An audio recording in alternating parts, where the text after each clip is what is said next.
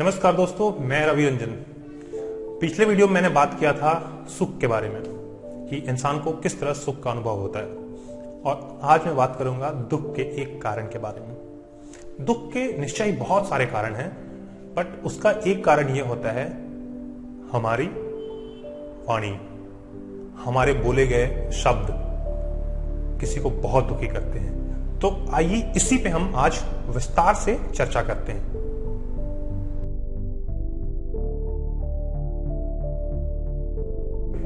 इस दुनिया में अधिकतर क्लेश, कलह व झगड़ों का कारण व्यक्ति की वाणी है। वाणी यानी हमारे बोले हुए शब्द, जिसके माध्यम से हम अपने भावों को, अपने इमोशंस को, अपने विचारों को, अपने थॉट्स को, अपने स्वभाव को एक्सप्रेस करते हैं, प्रकट करते हैं। इसके माध्यम से व्यक्ति की पहचान हो जाती है, उसकी पर्सनालिटी की पहचान हो जाती है। जो व्यक्ति जिस तरह के भावों व विचारों से भरा होता है, उसके शब्द भी उसी तरह से एक्सप्रेस होने लगते हैं। क्रोध के समय वाणी का स्वर बहुत तेज व आक्रोश, अग्रेसिव होता है, तो प्रसन्नता के समय वाणी ऐसी होती है कि मानो दूसरों के हृदय में प्रेम रस घोल दे। मनुष्य की वाणी सुनकर उस व्यक्ति की पहचान की जा सकती है। मनुष्य की वाणी उसकी ऊर्जा का प्रकटीकरण भी है। बोलने के माध्यम से हमारे शरीर की ऊर्जा शक्ति व्यय होती है, और यही कारण है कि बहुत अधिक बोलने पर शरीर थक जाता है। ऋषियों ने इसलिए वाणी पर संयम रखने के लिए मृदुभाषी और हितभाषी होने के लिए कहा। अब ये तीनों टर्म मैं आपको एक एक करके समझाता हूं। मृदुभाषी को अंग्रेजी में लैकोनिक कहते हैं, मतलब कम से कम बोलना, अपने विचारों को कम से कम शब्दों में प्रकट करना। इसका सबसे अच्छा उदाहरण हमारे सामने महर्षि पतंजलि का योग सूत्र है। हालांकि उनके ये योग सूत्र लिखित हैं, फिर भी उनके सूत्रों को पढ़ने वालों को यह स्पष्ट प्रतीत होता है कि उन्होंने बहुत ही गूढ़ विस्तृत ज्ञान अपने सूत्रों में समेट कर प्रस्तुत किया है। दूसरा है मृदुभाषी, यानी सॉफ्ट स्पोकन। मृदुभाषी होने का तात्पर्य है सरल व प्रिय बोलना, जो दूसरों को आसानी से समझ में आ जाए और कानों को सुनने में अच्छा लगे।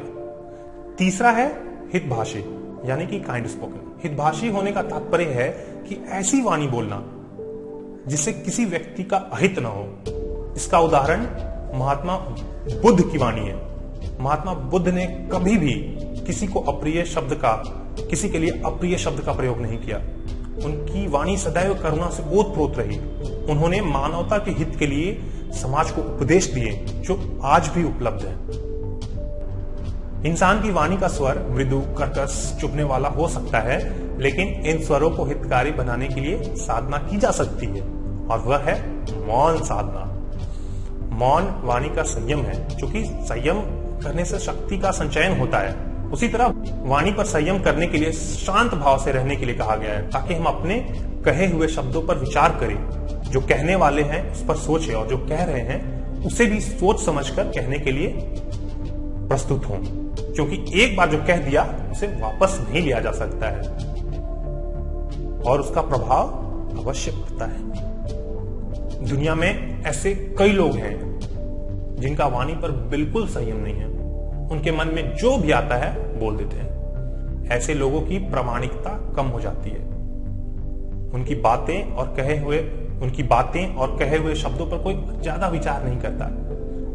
इस तरह बहुत अधिक कहने पर भी न तो वो अपना विचार संप्रेषित कर पाते हैं, और न प्रभाव डाल पाते हैं, और न अपनी ऊर्जा को संरक्षित कर पाते हैं। जब व्यक्ति क्रोध में होता है, गुस्से में होता है, तो उसका अपनी वाणी से नियंत्रण खत्म हो जाता है, और वह अनर्गल प्रलाप करने लगता है, कुछ भी बोलने लगता है।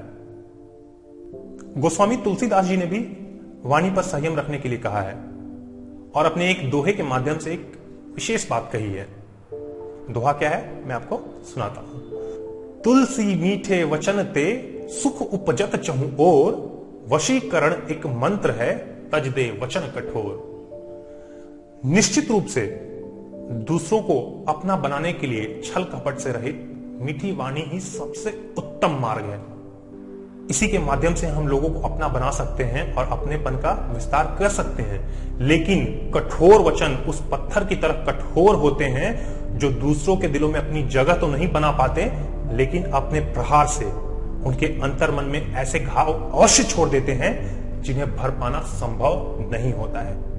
वाणी के माध्यम से हम अपने विचारों और भावों को एक्सप्रेस करते हैं। यदि प्रकट की गई वाणी में विचार के लिए कोई भाव न जुड़ा हो तो उसका प्रभाव केवल बौद्धिक स्तर तक ही रहता है। जैसे कि हम लोग स्कूलों में जब कुछ पढ़ते हैं और जो पढ़ाने के लिए प्रयास किया जाता है वह विचार पद होता है, लेकिन यदि विचार के साथ भाव जुड़ा हो तो वो दिल की गहराइयों तक पहुंचता है। और यही कारण है कि रिश्तों का आधार बौद्धिक स्तर पर कम यानी कि इंटेलेक्चुअल लेवल पे कम और भावनात्मक स्तर पर ज्यादा यानी कि इमोशनल लेवल पे ज्यादा होता है।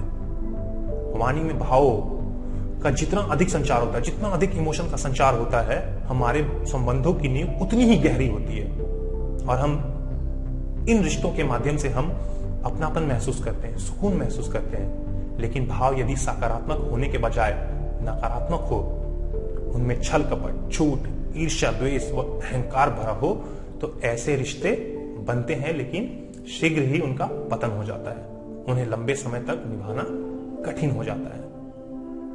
भाव सकारात्मक हो या नकारात्मक, ये आते हमारे अंदर से ही हैं और इन्हें समझकर तथा अपनी वाणी को सुधार कर हम अपने रिश्तों को टूटने से बचा सकते हैं। वाणी स्वयं की अभिव्यक्ति का एक माध्यम है और इस अभिव्यक्ति से हम लोगों को अपने भी बना सकते हैं अथवा इसी के माध्यम से लोगों के दिलों पर आतंक या दहशत भी फैला सकते हैं। निर्णय हमें करना है कि हम क्या चाहते हैं। अच्छे मार्ग का चयन करना चाहते हैं या फिर ऐसे मार्ग का जिस पे चलने से अंधकार के सिवा और कुछ हासिल नहीं हो सकता। मीरा ने अपनी भक्ति गीतों के माध्यम से अपने समय में अनगिनत लोगों के जीवन की दिशा को मार्गदर्शन दिया।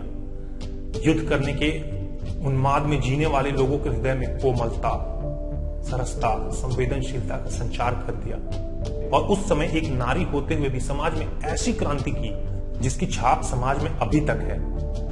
कविता और गीत हमारी वाणी की वो अभिव्यक्तियां हैं जिनमें विचार व भाव दोनों एक साथ होते हैं, लेकिन इसे हर जगह प्रयोग करना न तो युक्ति संगत होता है और ना ही उचित होता है। इसके साथ इसका प्रयोग करना सबके लिए संभव नहीं होता, लेकिन सामान्य बोलचाल की भाषा में ऐसे शब्दों का प्रयोग किया जा सकता है जो दूसरों के लिए सम्मान प्रकट करता हो, अपनापन महसूस हो और भाव अभिव्यक्त हो। वाणी की अभिव्यक्ति होने के साथ साथ व्यवहार का भी ध्यान रखना बहुत जरूरी होता है। यदि वाणी के कहे अनुसार हम कार्य नहीं करते हैं और उसके अनुरूप उचित व्यवहार नहीं करते हैं तो इंसान की प्रामाणिकता पर प्रश्न चिन्ह लग जाता है। ऐसी वाणी अप्रभावशील होती है। इनमें इसलिए हमारे समाज में वचन, प्रतिज्ञा और संकल्प का बहुत महत्व है। आज मैं आपको वचन, प्रतिज्ञा और संकल्प में अंतर भी समझाऊंगा। वचन अर्थात जो कह दिया गया है वह करना ही है। यह एक ऐसा बंधन है जिसे निभाना पड़ता है, इसलिए महत्वपूर्ण कार्यों, रस्मों आदि में वचन लिए जाते हैं ताकि मनुष्य उन्हें याद रखे और उन्हें निभाए।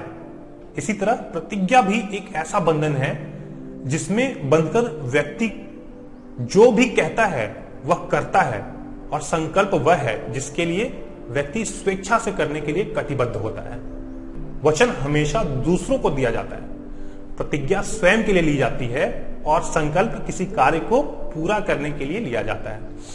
उदाहरण के लिए महाराज दशरथ ने रानी कैकेयी को 2 वचन दिए थे जिन्हें पूरा करने के लिए भगवान राम को 14 वर्ष के लिए वन जाना पड़ा था।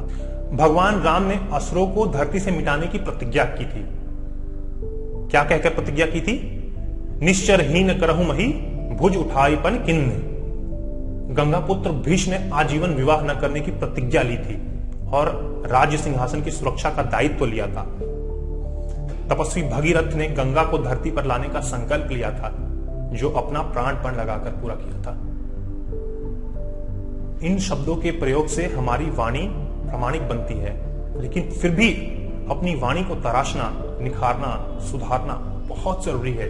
अन्यथा इसके गलत इस्तेमाल से इंसान के मन में इतनी चोटें मिलती हैं कि उस घाव को पोंछना, ठीक करना मुश्किल हो जाता है। इसी को ध्यान में रखते हुए प्रसिद्ध कवि रहीम ने कहा है कि रहीमन जिह्वा बावरी, कर गई सर्ग पताल, खुद कह भीतर घुस गई, जूती पड़ी कपाल।